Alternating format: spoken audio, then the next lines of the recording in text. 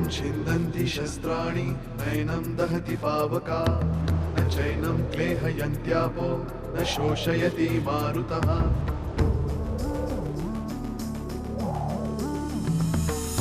दिवसामागुणरात्र धावते सकाळ संध्याकाळ सूत्रधार जो या साऱ्याचा नामतयाचे काय तयाच्या मनात दडले नकळे कधी कुणा क्षणात होते संभव सारे क्षणापूर्वीचे असंभव असंभव असंभव असंभव. आमचा विष्णू बाळ अखेर लग्नाला तयार झाला. प्रथमेश जी चित्र काढतोय ती त्या काळातली आहेत आणि निखिलचा ऍक्सिडेंट आता झालाय. मग दोन्ही काळांमध्ये बयो कशी? या वयामध्ये उपास तापास बंद कर म्हणून. काही वय बी नाहीये बाई माझा. तुला वेळ असेल तर आपण भेटूया. हो आजच भेटूया. शुभ्रा, कधी कधी मला असं वाटतं ना, मी एवढं प्रेम करतो ना तुझ्यावर, त्याचा गैरफायदा घेतेस तू.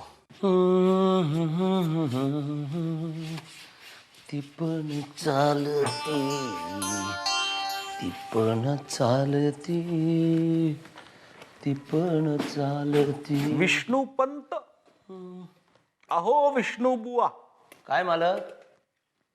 घरची साफसफाई करताय तशी स्वतःची पण करून घ्या आज. म्हणजे मालक? म्हणजे दाढी वगैरे नीट करा. झालंच तर दिवाळीला आपण तुम्हाला एक झब्बा आणि लेंगा घेतला होता. हो, त्याला छान इस्त्री करा, टोपी घाला. आज काय आहे काय मालक? अरे असं काय करतोस? काल सांगितलं नाही का मी तुला? कशाबद्दल? अरे चा वयोमाना परत्वे मी विसर भोळा झालो की काय? अरे तुला आज पाहायला मंडळी यायची आहेत. पाहायला? म्हणजे? पाहायला म्हणजे पाहायला. लग्नासाठी कांदे पोह्यांचा कार्यक्रम आहे तुमचा विष्णू बुवा. ही काय थट्टा लावली मालक तुम्ही? अरे थट्टा नाही रे बाबा. काल आपण तुझ्या लग्नाविषयी नव्हतो का बोललो? ते मी असंच म्हणालो होतो. असंच कसं? एवढी महत्वाची गोष्ट कोणी असंच बोलतं का? मालक, मला काही लग्न बिग्न करायचं नाहीये. अरे चा कमाल करतोयस. काल तर तू म्हणालास की मी भूताला देखील घाबरत नाही, तर लग्नाला कसला घाबरतोय? तुम्ही माझं लग्न लावून द्याच मालक, मग मी आणि माझी बायको. मालक मालक, मला 100 चापकांचे फटके द्या, पण अशी थट्टा करू नका. अरे वेडा आहेस का तू विष्णू? मी तुझं एवढं लग्न लावून देतोय आणि तू फटके कसले खातो आहेस? आयुष्याचा एवढा मोठा फटका खाण्यापेक्षा ते फटके परवडले. आता मात्र हद्द झाली हा विष्णू बुवा. काल तुम्ही होकार दिलात म्हणून शब्द देखील टाकला हो. मालक, अरे सोपारची मुलगी आहे, ओळखीतली आहे, चांगली शिकली सवरलेली आहे, नाकी डोळी नीटच आहे. तिचं नाव. मला नाव बिव काय ऐकायचं नाहीये.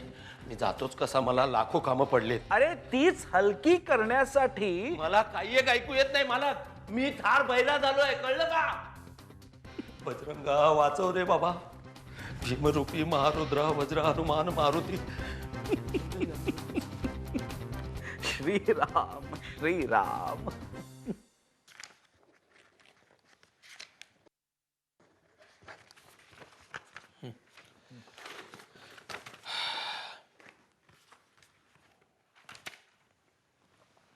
एसिक नगर मधली प्रॉपर्टी आहे.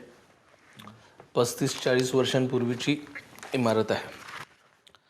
मालक 15 वर्षांपूर्वीच दुकान बंद करून देवाघरी निघून गेलाय. आपल्याकडे रिडेव्हलपमेंटसाठी आलेलं आहे. 14 माळ्याचे 2 टॉवर्स बांधायचे आहेत. चांगलं आहे की साहेब? मग खूप चांगलं आहे. चांगलं नाही आहे ते याच्यासाठी की पेपर्सची बरीच गडबड आहे रे. NOC कन्व्हेन्स 12 भानगडी आहेत, तू जरा लक्ष घाल. ठीक आहे सर. एक मिनिट. परमेश्वर. हां बोल परमेश्वर. कधी आहे हिअरिंग? 18 तारखेला. अरे पण 18 तारखेला नाशिकच्या वायनरीहून आपण लासलगावला जाणार आहोत. कॅन्सल? मला न सांगता कॅन्सल कसं काय करता रे तुम्ही? याच्या आधी 2 वेळा कॅन्सल केलंय ना. हे बघ आता उद्या ते हिअरिंग आलंय.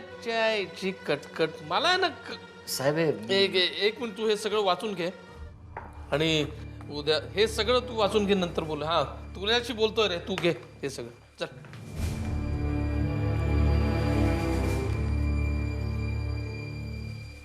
साहेब हे सगळं घेऊन जा, वाच रात्री, आपण उद्या बोलू. सांगितलं ना तुला.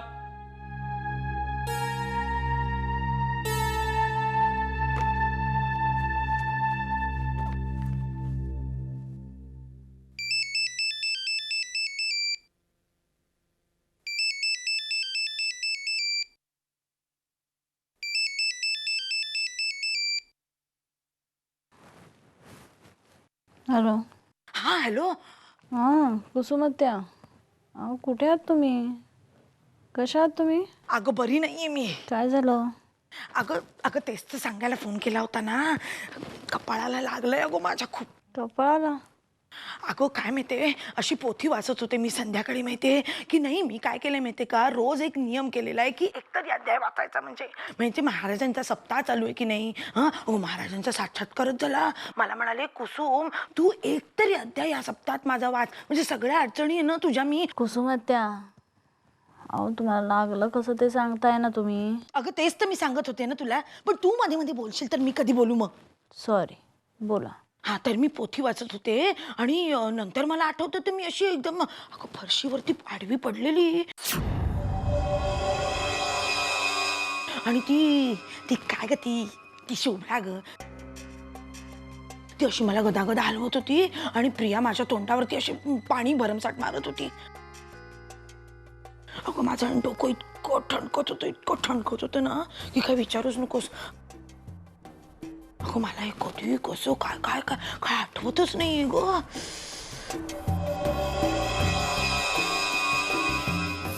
आज संध्याकाळी कुसुमात्यांना जाऊन विचार त्यांच्या डोक्याला जखम कशी झाली.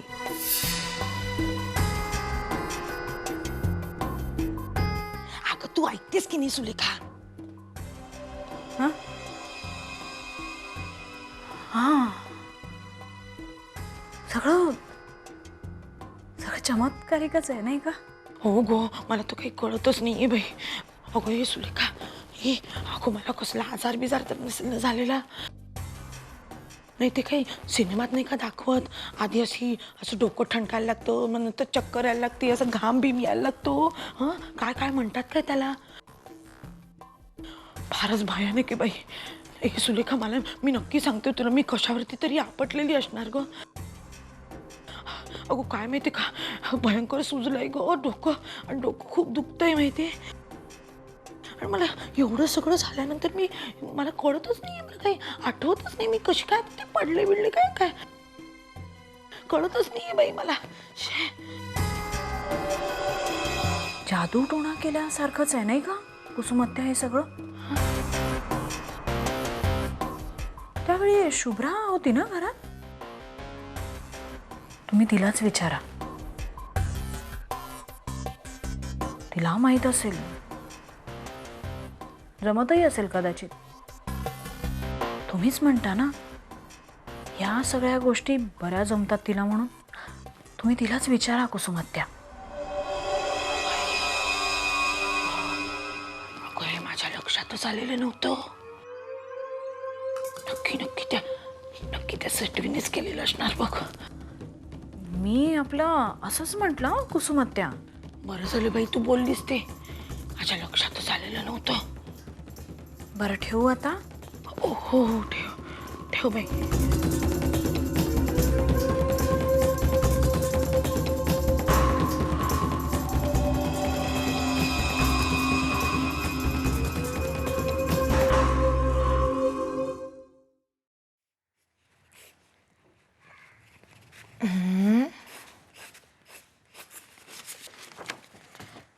ओळख बरं हा कोण आहे?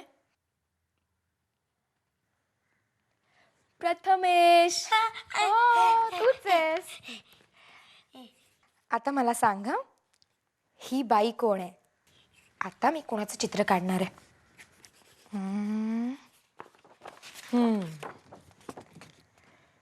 ओळखता येते?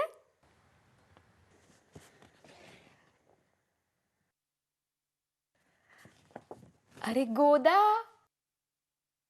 तू काढलीस ना? ही बघ.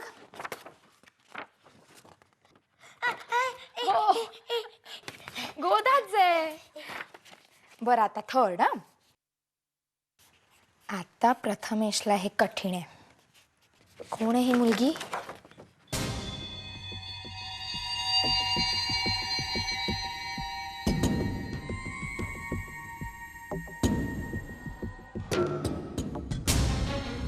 हा प्रथमेश, ही गोदा.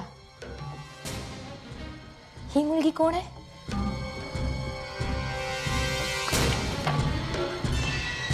लिहून दाखव.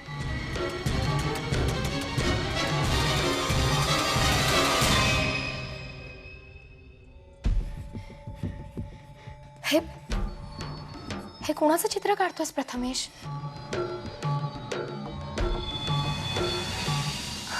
म्हणजे ह्या बाईनी गोदाला मारून टाकलं? अरे, आणि हिनीच या मुलीला सुद्धा मारला?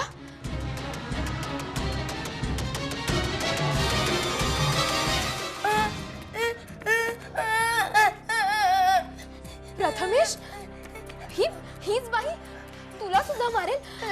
नाही रे सोन्या, नाही नाही, तुला काही होणार नाही. अजिबात घाबरायचं नाही. मी आहे ना तुझ्या बरोबर. यावेळी मी तुला काही होऊ देणार नाहीये. प्रथमेश, अरे काही नाही होणार आहे. प्रथमेश, तू शांत हो, शांत हो रे. प्रथमेश, मी आहे ना. प्रथमेश.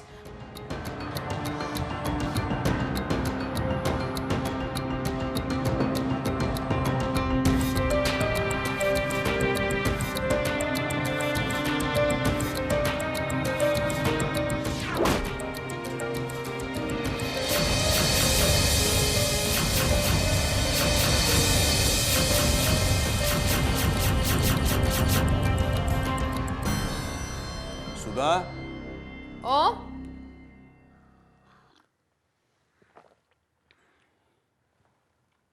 ए वसुधा,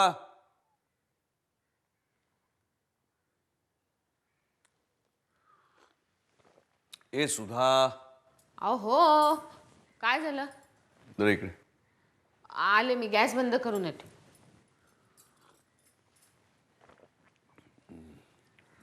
हा, बोल. काय झालं? बोला.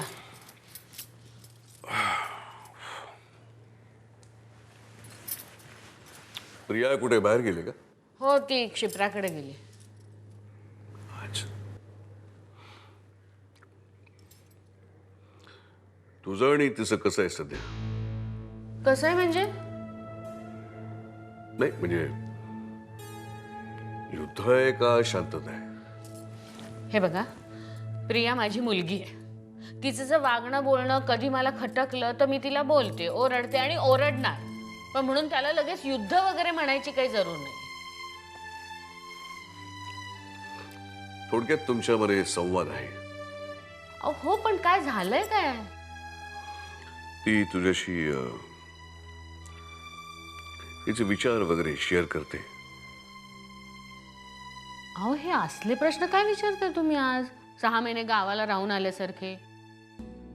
तुमच्या समोरच आहोत ना आम्ही दोघी. तुम्हाला काय वाटतंय? प्रियाच्या तोंडून कधी तू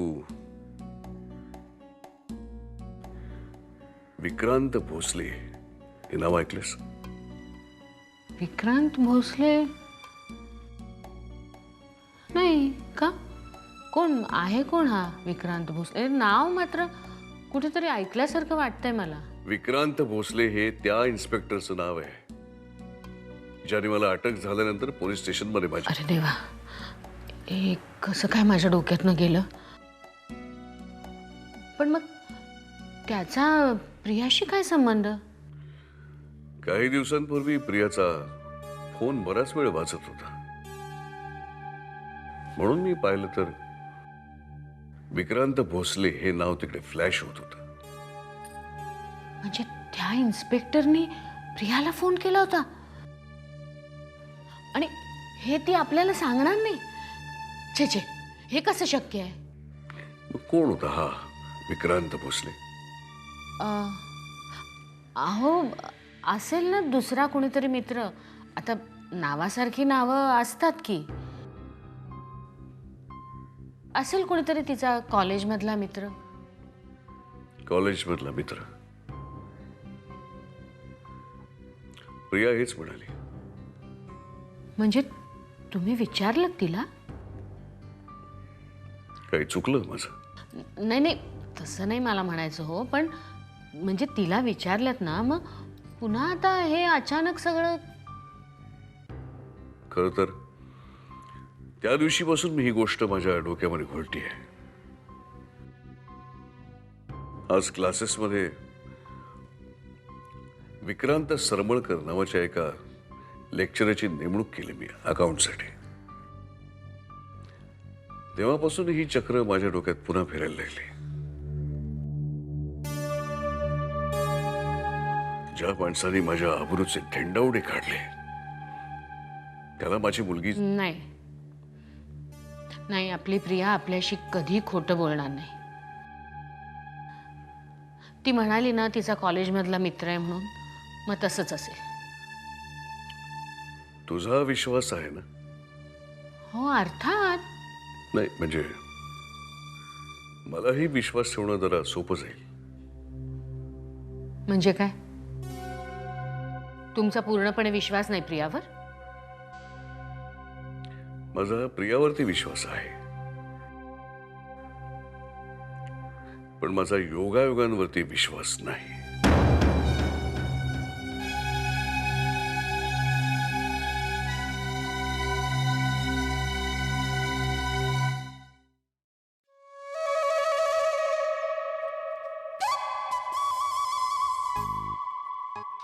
मालक,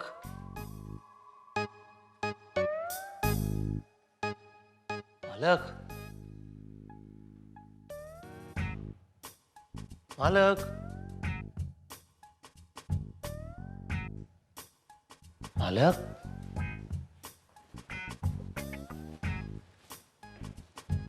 मालक.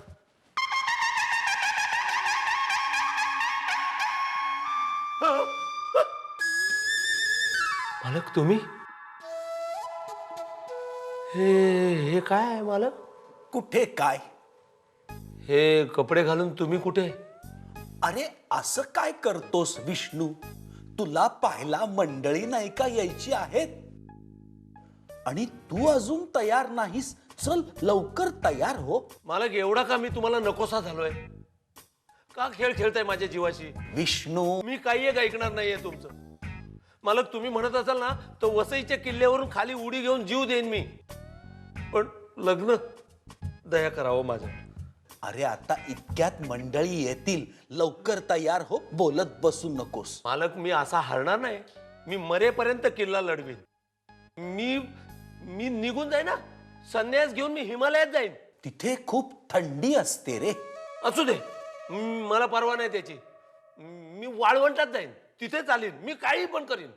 एवढं सगळं करण्यापेक्षा एका मुलीचा हात धरून 7 पावलं चाल. मी ते पण करीन. हा. नाही नाही, मी ते नाही करणार. मी स्वतःला कोंडून घे ना खोलीमध्ये. हा, तेच बेस्ट आहे. मी स्वतःला खोलीतच कोंडून घेतो. ते येणार आहेत ना मंडळी, येऊ देत. 7 जन्म इथे ठाण मांडून बसले ना तरी मी सापडणार नाही त्यांना. मी खोलीतच कोंडून घेतो. मी चाललोच कसा? अरे विष्णू, ऐक तरी माझं. ए विष्णू,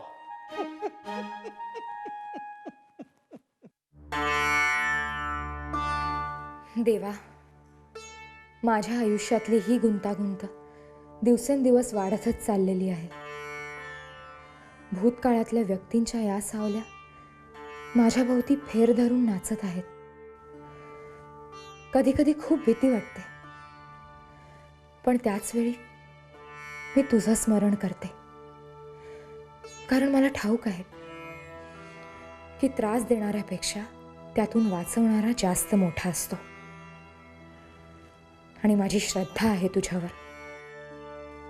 तू मला ह्यातून नक्की सुखरूप बाहेर काढशील. तू माझ्या पुढे हे जे कोडं उभं केलंस ते सोडवल्याशिवाय आता मला चैन पडणार नाही. पण भूतकाळातल्या ह्या सावल्या माझ्या वर्तमानावर काळोख आणणार नाहीत एवढी कृपादृष्टी ठेव. माझ्या घराला, माझ्या माणसांना सगळ्या संकटांपासून दूर ठेव. या कठीण प्रसंगी माझी बुद्धी स्थिर ठेव आणि तूच निर्माण केलेलं हे कोडं सोडवण्यासाठी शक्ती दे मला.